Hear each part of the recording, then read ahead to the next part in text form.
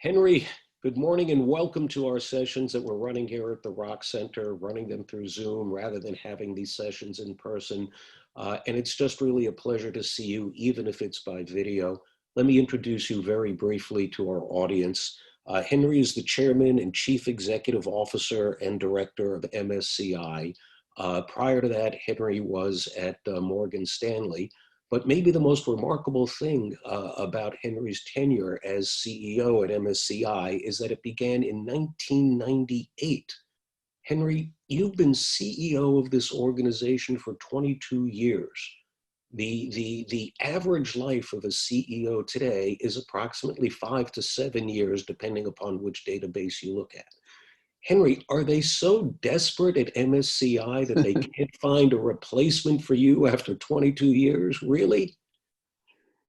Actually, I think it has more to do with the fact that I created MSCI. I didn't create the indices. They were already in existence at the time, but MSCI was a cost center at Morgan Stanley in partnership with the Capital Group of Los Angeles, so that's the CI. And therefore, when you're a founder, creator, I think you get a little longer run. You do. Not only do you get a little bit of a longer run, you deserve the longer run that you get. Your answer to that question opens up the first and most important question I think we need to talk about. From my perspective, MSCI is perhaps the most influential force in the stock market that nobody understands and that nobody knows about, all right? And I think the first thing that we really need to do is help explain to the audience, what is MSCI and what does it do? So Henry, explain yourself. Well, thank you for that. And what I'll do is, I'll tell you what MSCI is and what MSCI is not, in order to clarify even more what we do. Our mission, ultimately, is to help investors build better portfolios for a better world. The last part is very critical because most people tend to think that this is just about the money. But it's not just about the money, it's about what the money does for people in terms of retirement and education for their children, their pensions, passing on to the next generation, and so on and so forth. So in any investment, there is always return, what we call performance. There is risk in the investment, and there is the art of putting risk and return together in what we call portfolio construction, or you could call it asset allocation, depending on whether you're an asset manager or a pension fund, for example. So MSCI really is an investment tools company that helps you understand performance across all the asset classes in your portfolio, helps you understand risk, and helps you create portfolios. Now, one of the products that we have are indices, and therefore indices are important in the portfolio performance, in the portfolio risk, and in the portfolio construction process. So that's what we do, and our clients are about 8,000 or so of the largest investment institutions in the world, in some 90 countries.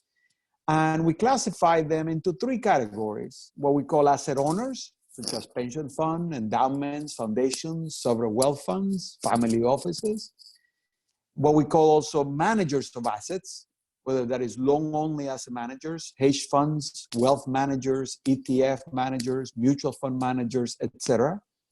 And what we call the traders of the assets, the banks, the broker-dealers, the exchanges, and the intermediaries. So that's a little bit of what we do. Well, so in terms of the products that you sell, so those are the communities that you serve, but in terms of your functionality, one way that I explain the company, say, look, it generates indexes and it does risk measurement, all right, and risk management services. Is that at all close to accurate? Well, I think importantly, the best way to describe this is to think about the tools that we offer for various slivers of the investing business. So we offer products and services for global investing. So when people think about including MSCI into, including China, for example, or Saudi Arabia into the MSCI indices, that's the tactical move. The more strategic move is that we are actually opening up an investment opportunity set for investors around the world. That's the globalization. But if let's just think about it a little bit differently. What are the sources of revenue to MSCI? How do you make money? How do you pay the rent? You do indexes and you do risk services. Well, we do more than that. We do indices, and I'll come back to how we, what our business model is. We do risk management tools. Yep. We also do ESG ratings. I consider that a subspecies of your index business. Well, yes, part of it. It is actually a smaller part of that. But the bigger part of our ESG offering is ratings, similar to a credit rating agency. We are the largest ESG rating agency in the world. Right. We rate about 15,000 issuers, for example, right? So we offer real estate tools, real estate indices, real estate information, real estate performance attribution services. We offer other private asset classes, like in private equities and in private credit and all of that. We offer data and tools, for that. So across all of that, our business model is to charge a subscription to what we do. Now, that subscription could be based on a fixed fee that goes up every year, with a price increase depending on the circumstances, or it could be a subscription that is tied to the assets under management. So, for example, an ETF, we get paid on the basis of how much assets are in the ETF, or it could be a transaction. So, for example, in listed futures and options, we get paid on the basis of the transactions that get done on that particular index futures and options. So but overall, it's all about subscriptions, and it's all a question of what is a subscription tied to.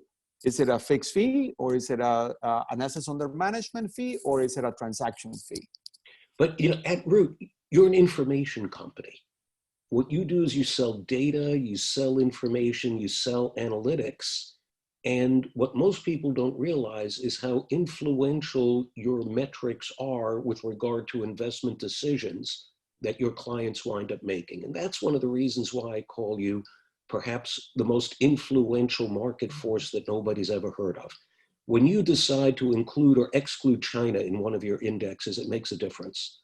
When you decide how to rate a company on ESG, it makes a difference. When you decide to launch a new index, it makes a difference. So to me, what's really fascinating is to look at the very quiet power that you guys have as a result of some very sophisticated decisions that you make that most people never even know about. Yeah, and that is exactly right. MSCI is another way to think about it. Is an investment infrastructure company. Yeah.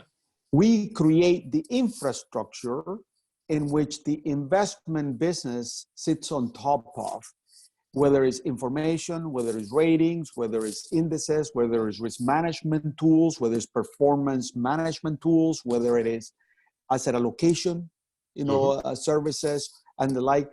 So that's what we do, and we are fairly unique in the world, in doing that. But very importantly, since MSCI is a bit like a utility in the world in terms of creating that infrastructure and helping the investment industry work on that infrastructure, we take our position and our leadership in that in the business very seriously. In the way in which we charge, for example, we want to make sure we're aligned with the interest of a lot of our clients, as opposed to use predatory prices that some other people do in models like this and the like. We feel a very strong obligation to the success of the industry to making sure that the industry has transparency, for example, that the industry has tools. A big part of the investment industry, it attracts among the best and the brightest in a society. And those people come to the investment industry, and a lot of the tools that they have to do their job are at best late 20th century tools. So what MSCI is trying to do is create that leading edge in terms of a lot of data, a lot of modeling, a lot of technology, and a lot of those tools that are going to be able to get the investment industry way into the 21st century. So how many indexes do you guys actually generate? And when you measure indexes, also include all of your, let's just start with the indexes, all right? How many indexes do you generate? We calculate over 200,000 indices a day. All right. How many securities are there that are actually traded? Well, in our indices, and there are a lot of, there are 40, 50,000 equity securities in the world that are semi-liquid. I mean, there's some of them that are completely illiquid, right? MSCI's indices are made up of roughly 10,000 securities. If you take the biggest index that encompasses the whole world, we call it the All Country World Index, that is investable. That's about 98, 99% of the whole capitalization of the world. That index has close to 10,000 securities in it. So you have, but here's the interesting thing. You have 200,000 indexes measuring what really is 10,000 securities. So correct. there are, so Henry, you've got more indexes than there are underlying securities. What's your problem? What's going on here? Well, come on. Think about it this way, Joe. No, think about it this way. And over time, there will be 2 million indices that will create. Now, I was worried before. Now I'm scared. Now you're gonna Henry, have a heart why attack. so many more indexes than securities, than individual securities? Because think of an index as a basket of security representing the opportunity set in a particular area. Say emerging markets, or say Brazil, or say MSCI Europe, or say technology across the world, or food companies in Japan, and the like. So it's a number of aggregations of baskets of securities, or think of it as model portfolios. So the way to compare ourselves is actually not to the number of securities that exist in the world, but you need to think about how many portfolios exist in the world. There are probably millions or tens of millions of different portfolios in the world because everyone wants to allocate them differently, right? See, that's exactly beautiful answer to my question. The right metric, of course, I was just trying to confuse things. The right metric isn't the number of securities. The right metric is, in a certain sense, the preferences of the investor community. Exactly. What are people trying to achieve? Well, I want exposure to Latin America. Okay, how do you measure exposure to Latin America? And then how do you measure whether your stock picking skills or security selection skills are superior, inferior to a neutral metric of Latin American exposure? And then you do the same thing for the oil industry. And then you subdivide the oil industry by different geographic sectors. So it doesn't take much work to get to 200,000 indexes that measure the performance essentially of 10,000 instruments, because you slice and dice and combine them in different ways, all right, to achieve different results along those. And think about those number of indices as standard in nature, meaning and some level of customization. But if you were to think about a world in which every pension fund, every endowment, every family office has a benchmark that is customized to their investment objectives, then there will be an incredible proliferation of indices. What we're trying to do is to say to a lot of those asset owners, is to say to them, it is better that you benchmark your portfolios, your actual portfolios, against a standard benchmark of performance of markets around the world, as opposed to only create your own customized index. But that is, changing. A lot of people want their own customization. Okay. So Henry, it would be your prediction that the rate at which indexes will grow in the future will be much more significant than the rate at which the underlying securities will grow. Absolutely. All right. So that's absolutely fascinating. Yeah. And if we look at what's happening in the world of ESG, right, environmental, social, and governance investing, you guys are major players in that world as well. Tell us what's happening in the world of ESG and the role that you're playing, and why you differentiate your ESG ratings from securities indexes. So ESG is about sustainable investing. And as the world gets smaller in terms of communication, interaction with people, social media, and the like, it becomes even more important that we all live in this, blue planet, or a green planet, if you want to call it, blue because of the oceans, and green, hopefully, because we'll preserve it together, and in a way that preserves the social interactions, that we're not, at war with one another, that the governance structure of the various communities of the world are serving their purposes, and obviously that we're protecting, the environment. So this trend of sustainable organizations is not just about companies and investments. It cuts across society in general. A lot of religious, educational, political, media institutions, and so on are being held accountable to their goals, to their objectives by society. And a lot of it is driven by the availability of information. That when societies get confronted with transgressions of either companies or any other kind of organization, societies become intolerant about what those institutions are doing. So it's important to recognize that. Now, in the world of the capital markets, which is about investments and about companies, providers of capital and users of capital, we have recognized this trend for some time now, that the world's largely managed on a free market system, or a bottom-up free allocation of resources system. So that doesn't price out all aspects of the process. There are a pollution of a river doesn't get priced out. A company with bad governance doesn't get priced out, typically, and the like. So therefore, those externalities need to be taken into account in the investment process. But Henry, all right, so let's agree with everything that you've said. That's a wonderful objective, but you come up with ratings, you come up with measurements. How do you measure something as abstract as environment, how a company is affecting the environment? How do you measure social? How do you measure governance? You put numbers on these things. You described your objective and your goal and why it's important. Agreed.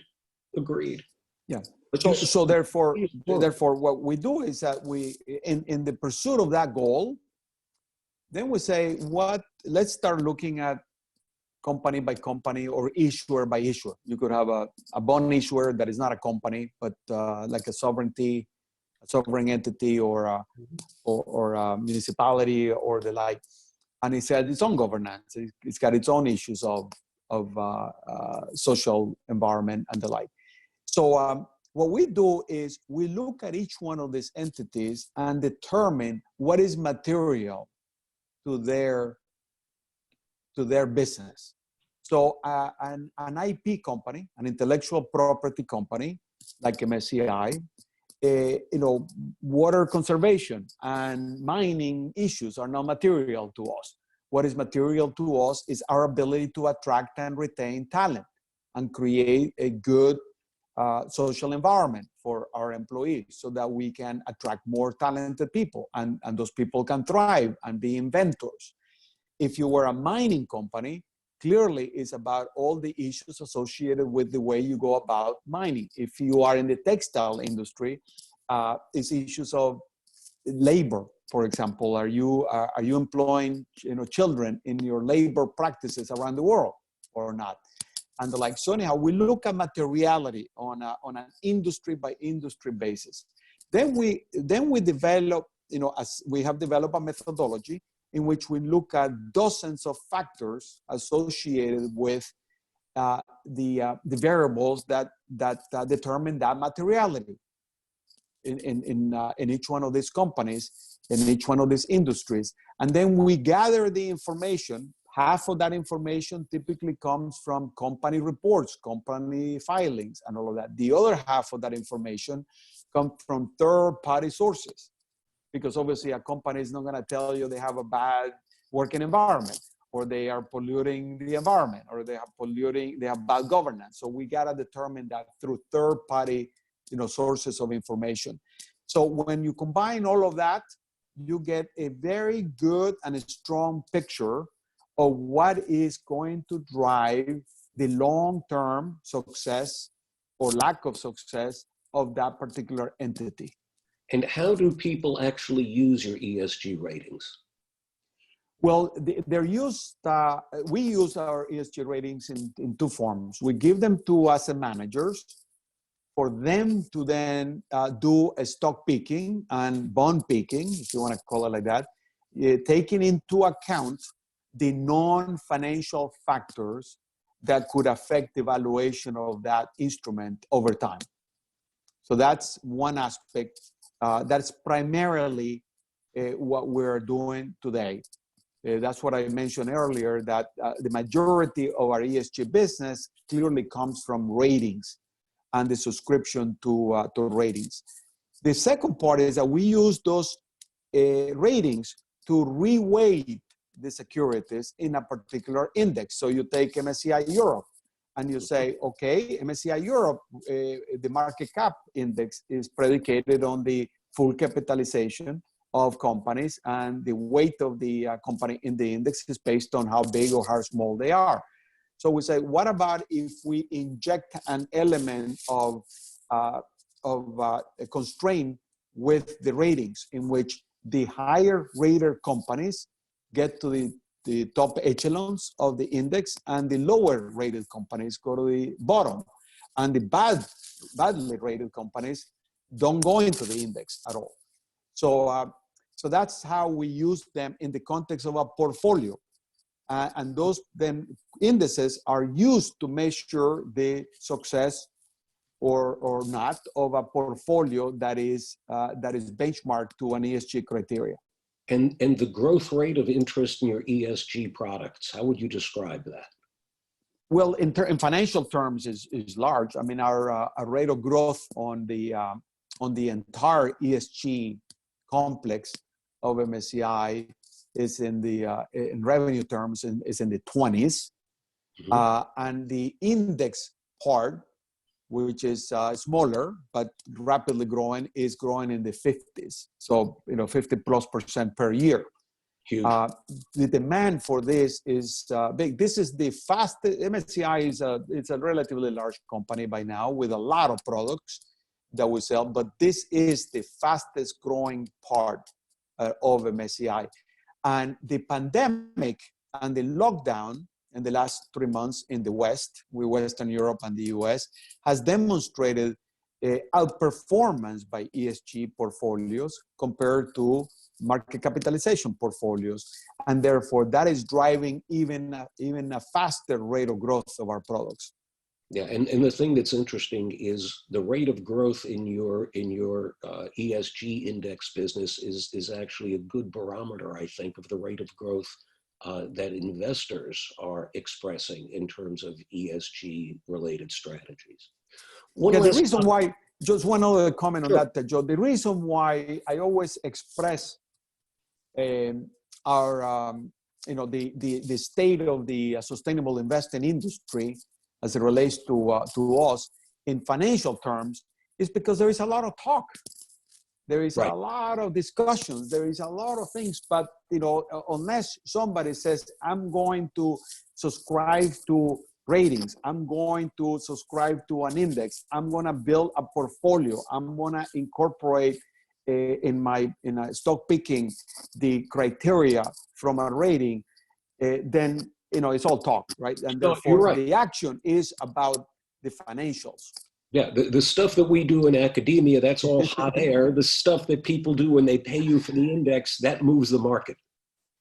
That's the Correct. reality. Now, closely related in a certain sense is a very controversial set of issues you guys ran across with regard to the question of China and the inclusion of Chinese securities in some of your global indexes. Could you just share with anybody who's watching this, what was that debate all about and why was it so controversial? And then we'll get to how you resolved it. So what was the debate about? Yeah. So one thing that I did not complete in your first question was what is it that we're not? So MSCI is not an asset manager. It's not a broker dealer. It's not an exchange. It's not a fiduciary, etc. And therefore, our success depends on our ability to identify and act upon areas of the investment industry that can create benefits to our clients. Either open up new ways of investing or new geographic areas of investing, for example, sustainable investing, as we were talking about before, or geographic investing, such as China or Saudi Arabia, or style investing, like factor investing, sometimes called smart beta investing, or private asset class investing, etc. So in the case of China, we clearly have been following the Chinese securities for a very long time, because most people don't think about it or maybe realize it as much, that the MSCI Emerging Market Index, before we started incorporating Chinese domestic companies, what is called A shares, into our indices, was already made up of 30% of Chinese companies. So Exactly. if you look at the market capitalization of the MSCI Emerging Market Index, was already 30%, Chinese. And those were the Chinese companies that were listed in Hong Kong, listed in New York, and listed in other places, around the world. So the big step that we took in the last few years was the progression of incorporating Chinese A shares, the ones that are listed inside China, into the indices. Why? It's because there is a border between the rest of the world and China. And in that border, there was a lot of friction.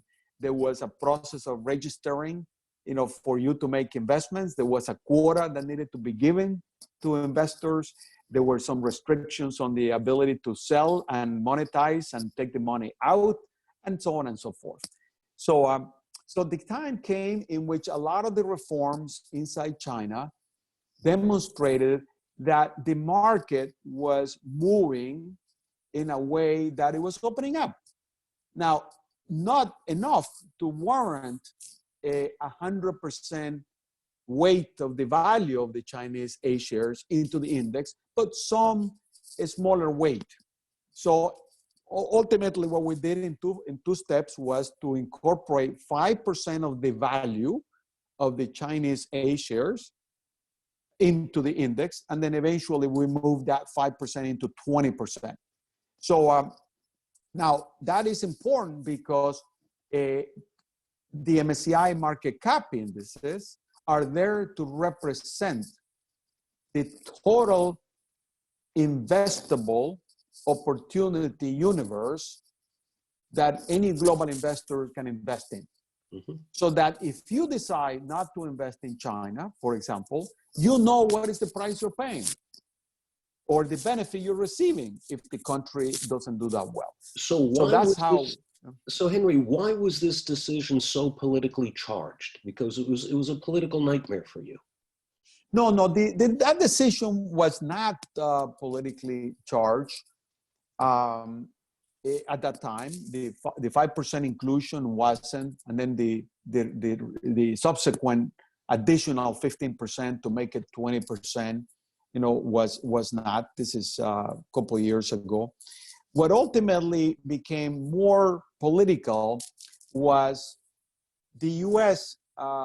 At that time began to look into Chinese companies that were state-owned or that were furthering the interest of various political or military entities, in China, and therefore some people in the United States, in the U.S. Senate, in the U.S. Congress, began to espouse the theory that maybe institutional investors, such as pension funds in the U.S., should not be investing in Chinese securities at all, because their view is, China is an enemy, is a competitor and an enemy of the United States.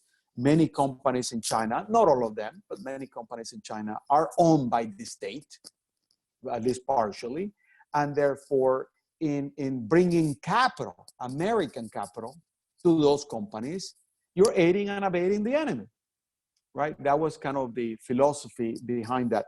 Now, in addition to that, there was another philosophy, which is that there were certain companies that were creating military equipment or military, hardware or military practices or whatever, and therefore that made it even worse, which is why provide American institutional investor capital, to a lot of those companies.